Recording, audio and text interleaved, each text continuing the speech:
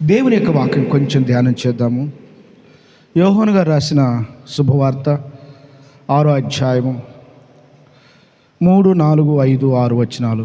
ఆదివారం ఒక వాక్యం నేర్చుకున్నాం. దయచేసి ఎవరికైనా గుర్తుంటే చెప్తారా?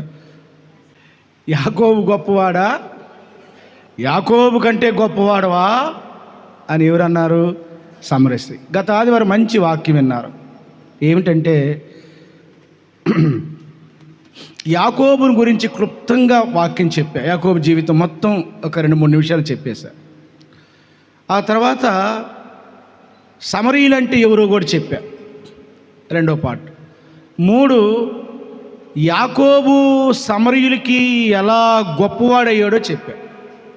4 యేసయ్య ఇంకెంత గొప్పవాడో చెప్పా. చెప్పండి హల్లెలూయా. ఒకసారి మీరు వాక్యాన్ని చక్కగా వింటే అమూల్యమైన శ్రేష్టమైన వాక్యం మీకు అందించబడుతుంది.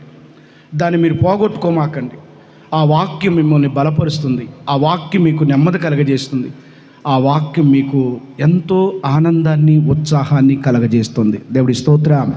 రైట్, ఈరోజు 15 నిమిషాలు దేవుని యొక్క వాక్యం ధ్యానించేద్దాం. యేసు ప్రభు కొండకి కూర్చున్నారు. యేసు ప్రభు ఆ కొండ మీద కూర్చున్నాడు కనుక జనం చాలామంది వచ్చారు. అది పస్కా పండుగ. పస్కా పండుగకి ప్రపంచవ్యాప్తంగా ఉన్న యూదులందరూ రావాలి. అందుకని ఆ ప్రాంతానికి యూదులందరూ చేరుకున్నారు.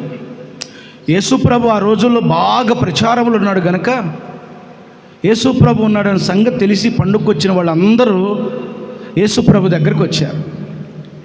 యేసు ప్రభు దగ్గరకు వేల మంది వచ్చారండి. ఆ జనం రావటం చూసి యేసు ప్రభు తన శిష్యుల్లో ఫిలిప్ అనే శిష్యుని పిలిచి, ఇంతమంది మన దగ్గరకు వస్తున్నారు కదా, ఈ ఎండలో, ఈ అరణ్యంలో, ఆహారం దొరకని స్థలములో వీళ్ళకి ఎలా ఆహారం పెడతారు అని ఫిలిప్పుని అడిగాడు. ఇది అసాధ్యమైన పని దేవుని బిడ్డలారా. ఆహారం కొనడానికి కూడా దొరకని స్థలం అది. ఆహారం కొనడానికి కూడా దొరకని స్థలం అది. అలాంటి స్థలములో అన్ని వేల మందికి ఆహారం ఎక్కడ కొనుక్కొని తీసుకురావాలి, ఎక్కడ ఉడికించి తీసుకురావాలి? కానీ ఎలాగూ చేస్తారని ఫిలిప్పుని అడిగాడు.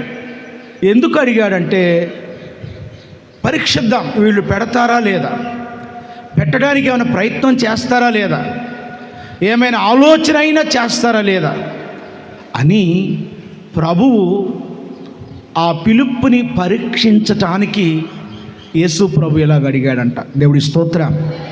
కానీ వాస్తవానికి అయితే యేసు ప్రభు వారికి ఎలాగ ఆహారం పెట్టాలో, ఏ ఆహారం పెట్టాలో, ఎంత పెట్టాలో, ఏ విధంగా పెట్టాలో యేసయ్యకు ముందే తెలుసు. చెప్పండి హల్లెలూయా. ఆయన ముందే ఎరిగి ఉన్న దేవుడు. దేవుడి స్తోత్రం చెప్పండి గట్టిగా హల్లెలూయా.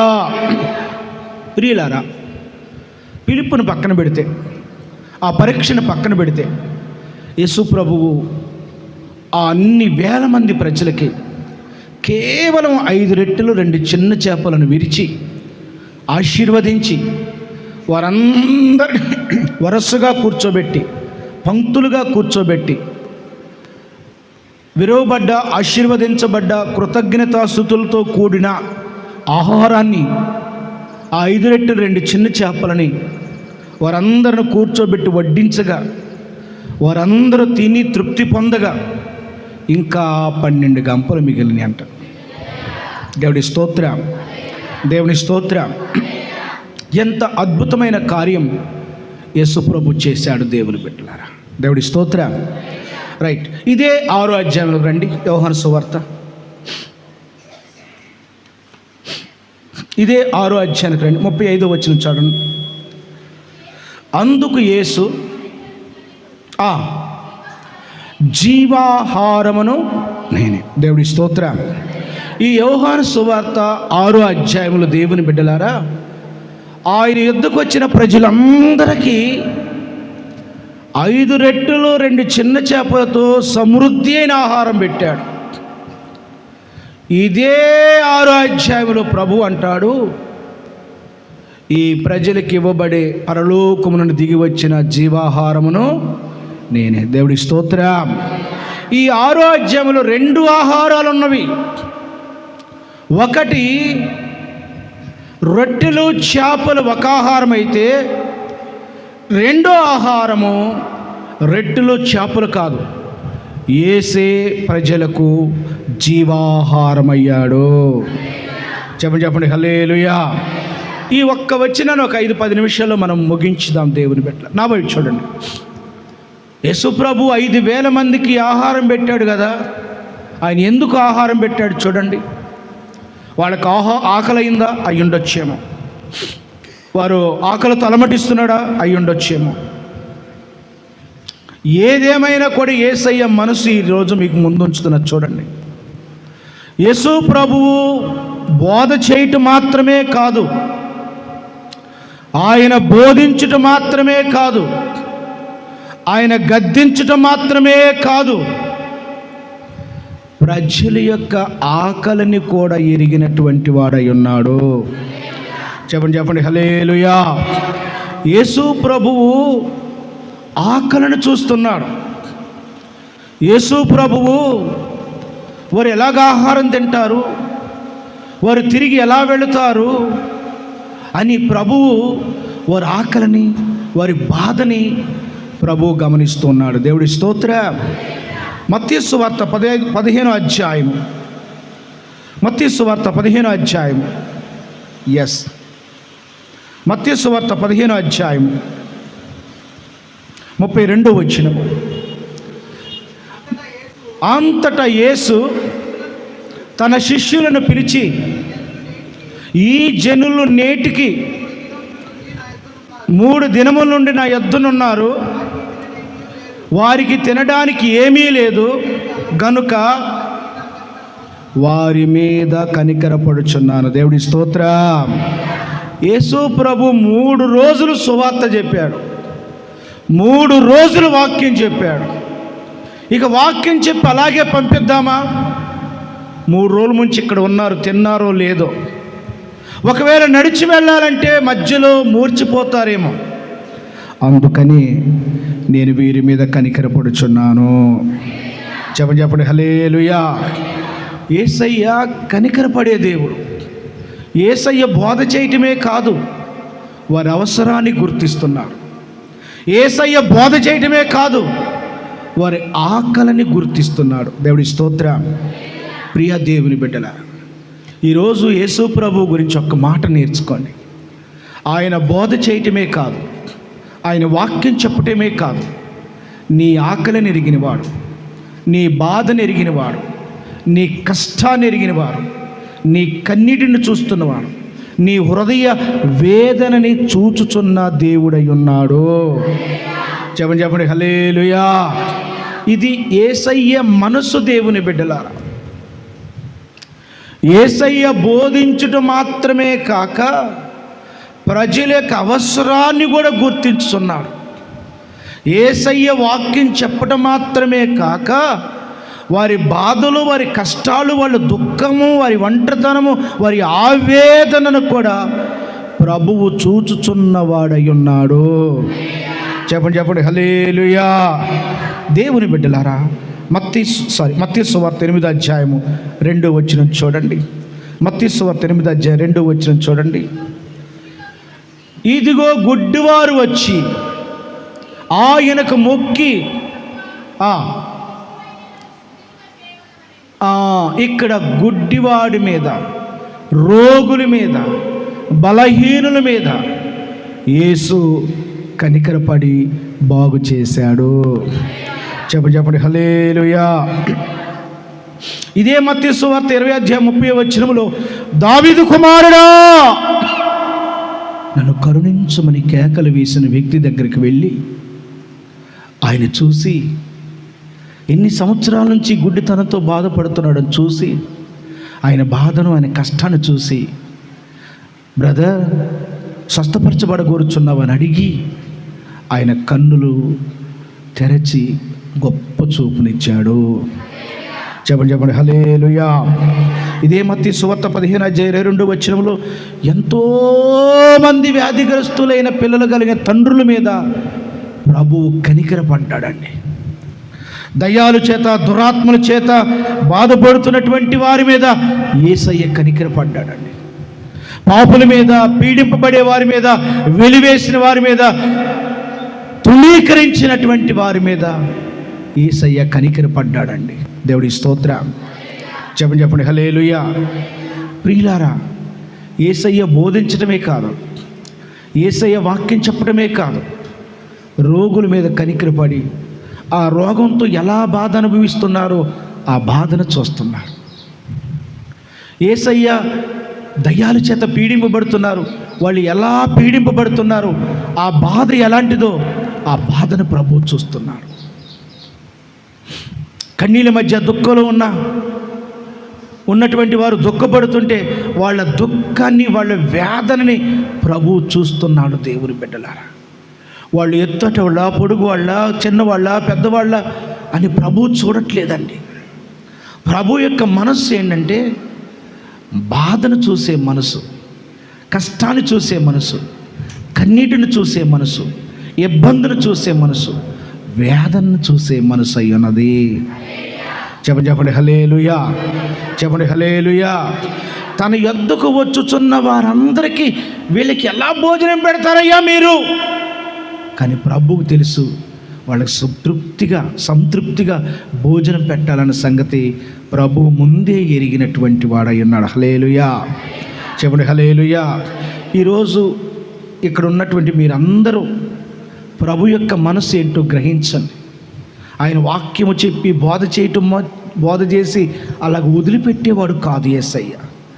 ఆ 4 సువార్తలు చదువుతుంటే ఆయన ప్రేమ, ఆయన త్యాగం, ఆయన మనసు ఎంత గొప్పగా అర్థమైంది. దేవుని బిడ్డలారా, తల్లిదండ్రులు లేని బిడ్డల దగ్గరికి వెళ్ళి ఆదరించాడండి.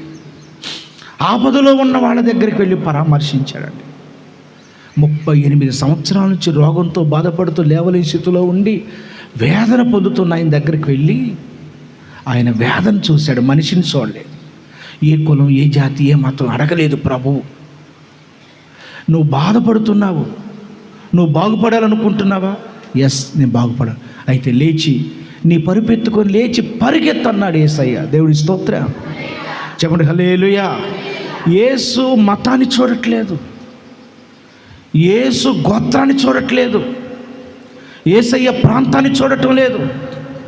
యేసయ్య మనిషి పడుతున్న బాధను మాత్రం చూసే దేవుడై ఉన్నాడు. మనిషి పడుతున్న కష్టాన్ని చూసేవాడై ఉన్నాడు. మనిషి పొందుతున్న వేదన చూసే దేవుడై ఉన్నాడు. చెప్పండి హల్లెలూయా. ఈరోజు నీ బాధని ఎవరు చూసినా చూడకపోయినా, ఈరోజు నీ శ్రమని ఎవరు చూసినా చూడకపోయినా, ఈరోజు నీ వేదనని ఎవరు చూసినా చూడకపోయినా, ఈరోజు నీ పడుతున్నటువంటి ఇడుస్తున్న కన్నీళ్ళని ఎవరు చూసినా చూడకపోయినా, ఎవరు పరామర్శించకపోయినా, ఈరోజు మందిరంలోకి వచ్చావు చూడు, ప్రభు యొద్దకు వచ్చావు చూడు, ఆయన ఈరోజు నేను చూస్తున్నటువంటి వాడై ఉన్నాడు. చెప్పండి హల్లెలూయా. యేసు ప్రభు అంటే నాకు పిచ్చ ప్రేమ అండి. యేసు ప్రభు అంటే నాకు పిచ్చి. దేవుని బిడ్డలారా, ఎందుకో తెలుసా? ఆయన పెద్ద బోధలు చేస్తాడని కాదు, గొప్ప మర్మాలు చేస్తాడని కాదు, గొప్ప మర్మాలు తెలియపరుస్తాడని కాదు. అలా కాదు. ప్రభువు వేదన మీద కనికరపడుతున్నాడని, ప్రభు ఇబ్బందులు కొలువులు ఉన్న వాళ్ళని చూస్తున్నాడని, ప్రభు విడవని ఎడబాయినటువంటి వాడని, తృణీకరింపబడ్డ వాళ్ళ పడుతున్న వేదన చూస్తున్నటువంటి వాడని, బహిష్కరించబడ్డ ఆ మనుషులు పడే ఆ బాధ ఎలాంటిదో ఆ ప్రభువు చూసేవాడై ఉన్నాడని ఆ యేసయ్య నాకు బహు పిచ్చి. దేవుని బిడ్డలారా, దేవుడి స్తోత్రం, దేవుడి స్తోత్రం. ఆయన ప్రజల యొక్క అవసరాలు చూస్తున్నాడు. ఆయన వాక్యం చెప్పడమే మాత్రమే కాకుండా, బోధ చేయటం మాత్రమే కాకుండా, ప్రజల యొక్క అవసరాన్ని చూస్తున్నటువంటి వాడు ఆయన. నీ అవసరాన్ని చూస్తున్నటువంటి వాడు ఆయన. నీ కడుపులో ఉన్న బాధను చూస్తున్నటువంటి వాడు. కొన్నిసార్లు మన బాధ ఎవరికి అర్థం కాదు, కొన్నిసార్లు మన కష్టాలు ఎవరికి అర్థం కావు.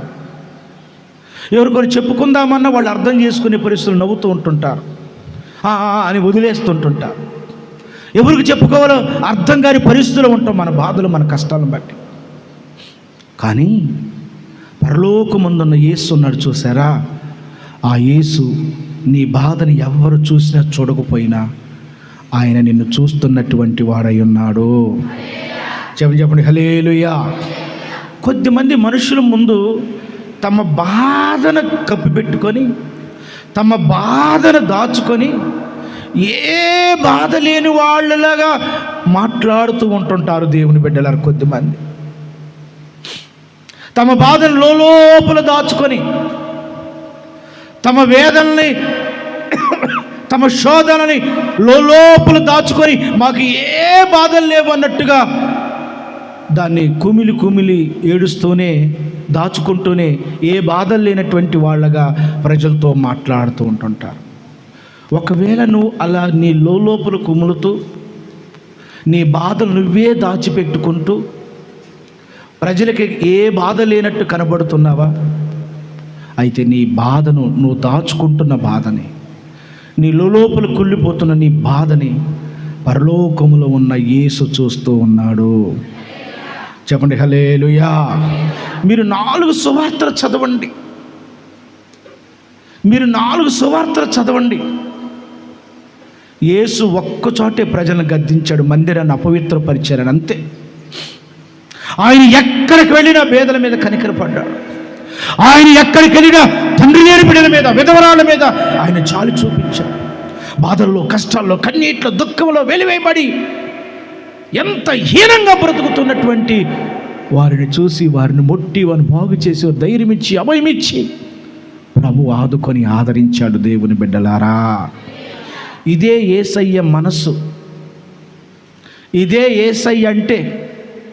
యేసయ్య అంటే, యేసయ్య మనస్సు ఏంటంటే పేదలను కటాక్షించటం, లోపల కుళ్ళిపోతున్న వారి బాధను చూడటం, బాధలు దాచుకొని ఏమీ లేనటువంటి వారిగా ఉంటున్న ఆ జీవితాన్ని నడుపుకొస్తున్న వాళ్ళ బాధను చూడటం, వెలివేయబడి నిష్కారణంగా అన్యాయంగా జీవితాన్ని అనుభవిస్తున్నారు చూసారా, ఆ పరిస్థితిని చూచి ఆదరించటమే యేసయ్య మనసై ఉన్నది. చెప్పండి హల్లెలూయా, చెప్పండి హల్లెలూయా.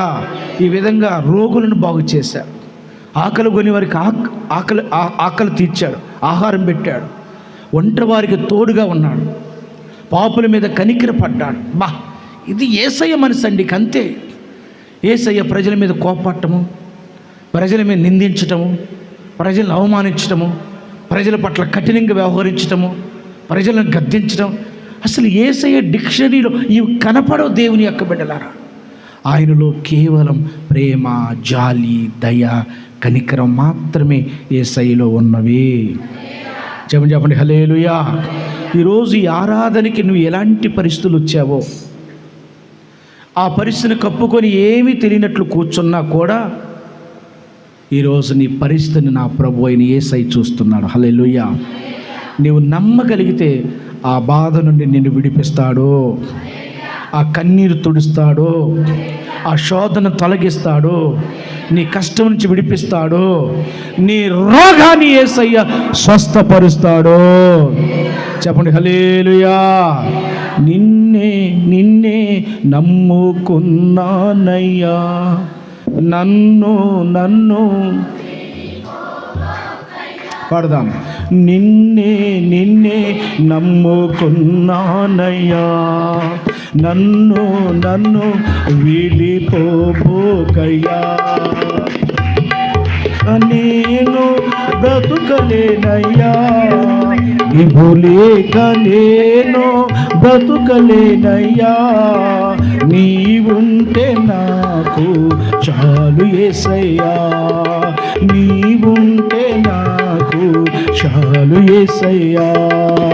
నిన్నే నిన్నే నమ్ముకున్నానయ్యా, నన్ను వీడిపోబోయా, నిన్నే నిన్నే నమ్ముకున్నానయ్యా, నన్ను వీడిపోబోకయ్యా. హల్లెలూయా. రెండవ చూస్తే, ఒకటి రొట్టెను చేపను ఇచ్చి వారికి ఆకలి తీర్చి వారికి తృప్తికరమైన భోజనం పెట్టాడు యేసయ్య. హల్లెలూయా. రెండోది చూస్తే ఇది 6వ అధ్యాయంలో ఇప్పుడు రొట్టెలు చేపలు కాదు, యేసయ్యే ప్రజలందరికీ, తను నమ్మిన ప్రజలందరికీ ఒక రొట్టెలాగా ఒక చేపలాగా యేసయ్య జీవాహారమైనాడు. చెప్పండి హల్లెలూయా. చూడండి దేవుని బిడ్డలారా, ఈ 6వ అధ్యాయంలో ఎంత గొప్ప ఆశీర్వాదం ఉందో చూడండి, ఎంత గొప్ప వాక్యం ఉందో చూడండి. ఆకలి తీర్చాడు, ఇప్పుడు యేసే ప్రజలకి ఆహారమయ్యాడు. అదే రాజు చెప్తున్నాడు, నేను పరలోకములో నుండి దిగి వచ్చిన జీవాహారమును. యేసు మనందరికి ఆహారం అయ్యాడు. యేసు మనందరికి ఆహారం అయ్యాడు. రొట్టెలు అరణ్యములో ఆహారమైతే ప్రభువుని నమ్ముకున్న మనందరికి ఆహారము యేసయ్య అయ్యాడు. చెప్పండి హల్లెలూయా. యేసయ్య శరీరం నలగొట్టబడింది. గోధుమని గింజలని, గట్టి గింజలని రోకట్లు వేసి దంచి దంచి దంచి దంచి దంచి పిండిగా చేస్తారే, యేసయ్య శరీరం కూడా అలాగు నలగొట్టబడింది. యేసయ్య శరీరము కూడా అలాగు ఏడవబడింది. యేసయ్య శరీరం కూడా అలాగు పొడవబడింది. యేసయ్య శరీరం కూడా గోధుమ గింజలాగా నల్లగా గొట్టబడింది. దేవుని యొక్క బిడ్డలారా, యేసయ్య నల్లగొట్టబడి, పొడవబడి, ఏడవబడి, తన్నబడి, గుద్దబడి, సిలువ మోయబడి, గాయాలు పాలై, మేకుల చేత కొట్టబడి, ఈటి చేత పొడవబడి, ఆయన ఒక రొట్టెలాగా మనందరికీ జీవాహారమైనాడు. చెప్పండి హల్లెలూయా. ఆయన మనందరికీ ఆహారం అయ్యాడంటే ఆధ్యాత్మికమైన అవసరాలు తీర్చే దేవుడై ఉన్నాడు. దేవుడి స్తోత్రం. ప్రియా దేవుని బిడ్డలారా, ఒక్క ముక్కలో తేల్చి మీకు ఈ ప్రసంగాన్ని ఎంతటితో ఆపి మనం ప్రార్థన చేద్దాం. నా మాట ఆలకించండి. యేసయ్య ఆహారమయ్యాడు. ఓసన్న గారు ఒక పాట పాడాడు, చూసారా? ఏం పాట? నీ చేతితోనే విరచిన రొట్టెనై ఆహారమౌదును అనేకులకు. నీ చేతితోనే విరచిన రొట్టెనై ఆహారమౌదును. యేసు ప్రభు విరవబడి, యేసు ప్రభు నలగొట్టబడి మనందరికి జీవాహారమైనాడు. నా శరీరం తినే నా రక్తం త్రాగువాడే నిత్య జీవము గలవాడైనాడు. హల్లెలూయా. ఇశ్రాయేలీయులు పరలోకములో దేవదూతలు భుజించే మన్నాను తిన్నారు. వాళ్ళందరూ అరణ్యంలో రాలిపోయారు. మన కొరకు పరలోకముల దిగి రాబడ్డ జీవాహారము యేసయ్య ఉన్నాడు. చూడండి, మనందరికీ యేసయ్య ఆహారం అయ్యాడు. మన ఆత్మీయ అవసరాలు తీర్చే ఆహారం అయ్యాడు. మన ఆత్మకి ఆరోగ్యం ఇచ్చే ఆహారం అయ్యాడు. మన ఆత్మకి పుష్టినిచ్చే ఆహారం అయ్యాడు యేసు ప్రభు. దేవుడి స్తోత్రం. నా గురించి ఒక్క మాట చెప్తా చూడండి. యేసయ్య మనందరికీ జీవాహారమైనట్టుగా, యేసయ్య మనందరికి ఉపయోగకారికి ఉన్నట్లుగా, యేసయ్య మనందరికి ఉపయోగపడే ప్రభు అయినట్లుగా, యేసు ప్రభు కూడా ఈ 25 సంవత్సరాల సేవా జీవితంలో ఓసన్న గారు పాడినట్లుగానే నీ చేతితోనే విరచిన రొట్టెనై ఆహారమౌదును అనేకులకు. ఈ 25 సంవత్సరాల సేవా జీవితంలో ప్రభువు కూడా నన్ను విరిచి అనేకులకు ఆహారముగా దేవుడు నన్ను మలచి ఉన్నాడు. అంటే ఏంటి? ప్రజల యొక్క అవసరాలు తీర్చటలో, ప్రజలకు ఉపయోగపడుట విషయంలో, ప్రజలకు మేలు కలిగే విషయంలో, ప్రజలకి ఆదరణ కలిగే విషయంలో దేవుడు నన్ను ఒక ఆహారంగా మార్చినందుకు నేను ప్రభువుకి ఎంతో కృతజ్ఞత కలిగి ఉన్నాను. చెప్పండి హల్లెలూయా. యేసయ్య వాక్యము చెప్పటం మాత్రమే కాదు, యేసయ్య బోధ చేయటం మాత్రమే కాదు, వారి అవసరములు తీర్చిన ప్రభువు అయి ఉన్నాడు. దేవుడి స్తోత్రం. వాళ్ళకి ఆహారం ఇచ్చాడు, వాళ్ళకి స్వస్థతనిచ్చాడు, వాళ్ళకి దురాత్మను వెళ్ళగొట్టాడు, వాళ్ళని ఆదరించాడు. నా ప్రభు అయిన యేసయ్య నన్ను కూడా వాక్యము చెప్పటం మాత్రమే కాదు, బోధ చేయటం మాత్రమే కాదు, ఆ ప్రభువునకు వలె ప్రజలకు ఆహారం అవునట్లు ఆయన చేతిలో నన్నును విరిచి అనేకులకు ఉపయోగకరముగా, మేలుకరముగా, ప్రయోజనకరముగా దేవుడు నన్ను వాడుకుంటున్నందుకై దేవునికి స్తోత్రం. చెప్పండి హల్లెలూయా. ప్రియా దేవుని బిడ్డలారా, 25 సంవత్సరాలు ఈ వాక్యం నేను ధ్యానం చేసినప్పుడు, ఒక 3 రోజులు నేను ఈ వాక్యం చదివి ధ్యానం చేసినప్పుడల్లా నాకు చాలా దుఃఖము, ఆనంద బాష్పాలు కలిగిన దేవుని బిడ్డలారా, మనము ఏ సంఘం జోలికి వెళ్ళకుండా, ఏ సంఘ ప్రజల దగ్గరకు వెళ్ళకుండా, ఏ సంఘాన్ని చేల్చకుండా, దేవుడు నాకిచ్చిన ఈ పరిచర్యలోనే ఉంటూ ఒక 3 సంఘాలు నిర్మించుకుంటూ, ఈ మందిరాన్ని డెవలప్ చేసుకుంటూ, అమ్మా అయ్యా కొద్దిమందికి సంఘాలు ఇప్పించుకుంటూ, పరిచర్యను అప్పగించుకుంటూ, దేవుని బిడ్డలారా ఈ సేవలో కొనసాగుతూ కొద్దిమందికి, అనేక మందికి నా జీవితాన్ని ప్రభువు ఆహారముగా మలిచినందుకు నేనెంతో కృతజ్ఞత కలిగి ఉన్నాను. చెప్పండి హల్లెలూయా. నేను వాక్యము మాత్రము చెప్పే బోధకుని మాత్రమే కాదు, ఏదో ప్రసంగం చేసి వదిలిపెట్టే బోధకుడిగా దేవుడు నన్ను అలాగ అభిషేకించలేదు. వాక్యాన్ని చెబుతూనే, వాక్యాన్ని ప్రకటిస్తూనే, సంఘాలు నిర్మిస్తూనే, పరిచర్య చేసుకుంటూనే, కులముతో, మతముతో, జాతితో, వర్ణంతో పని లేకుండా ప్రభువుని నమ్మిన నమ్మకపోయినా అనేకులకు అల్పుడైన దీనుడైన నన్ను ప్రయోజనకరంగా ఆహారంగా దేవుడు వాడుకుంటున్నాడు. చెప్పండి హల్లెలూయా. ప్రియులారా, ఈ 25 సంవత్సరాల సేవా జీవితంలో ఎంతోమందికి ఆహారంగా ఉండగలిగా, ఎంతోమందికి ప్రయోజనకరంగా ఉండగలిగా, ఎంతోమందికి దారి చూపించేవాడిగా ఉండగలిగా, ఎంతోమందికి సహకారిగా ఉండగలిగా. నాకెంతో ఆనందము, సంతోషం. ఈ సేవలో నేను పడిన కష్టము, ఈ సేవలో నేను పడ్డ ఇబ్బంది, ఈ సేవలో నేను పడ్డ కష్టాలు ఒక్కనొక తరుణంలో అయితే ఇలాంటి సేవ నాకు వద్దు, నేను సేవ చేయలేను అని రాజమండ్రి దాటి అడవిలోకి పారిపోయి 2 దినాలు ఉండి వచ్చిన సందర్భం నాకు ఉందండి.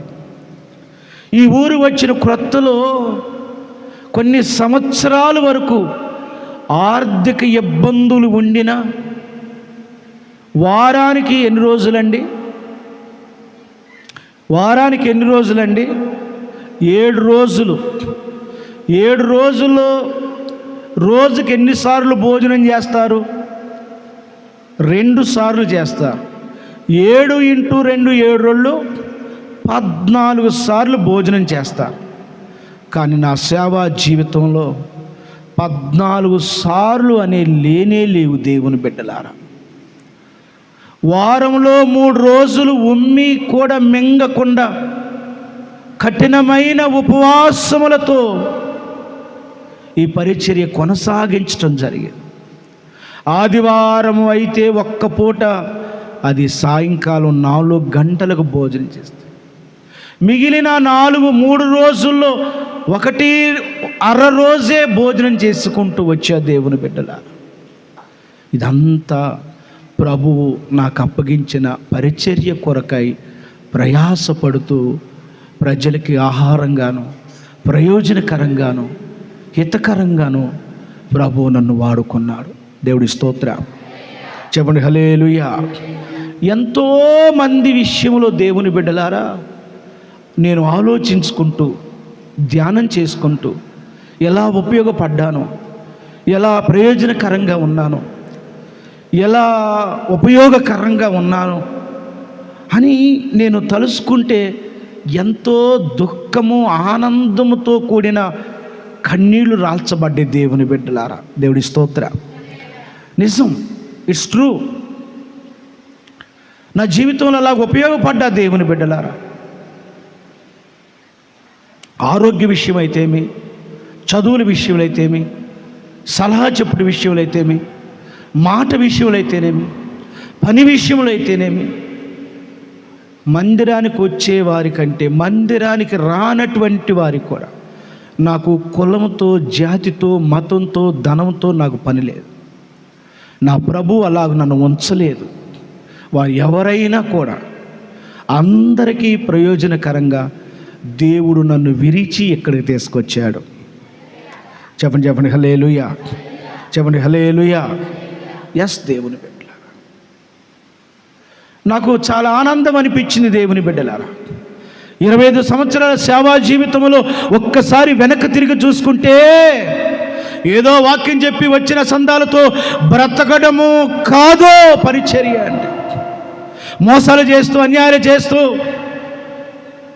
తాంత్రిక మాంత్రికలా చేసుకుంటూ, కళ్ళబొలి మాటలు చెప్పుకుంటూ, అలా నా జీవితంలో లేదు దేవుని బిడ్డలారా. దేవుడు విరిచి అనేకులకు ఆహారంగా దేవుడు నన్ను ఈ గ్రామానికి తీసుకొచ్చాడు దేవుని బిడ్డలారా. దేవుడి స్తోత్ర. చెప్పండి చెప్పండి హల్లెలూయా.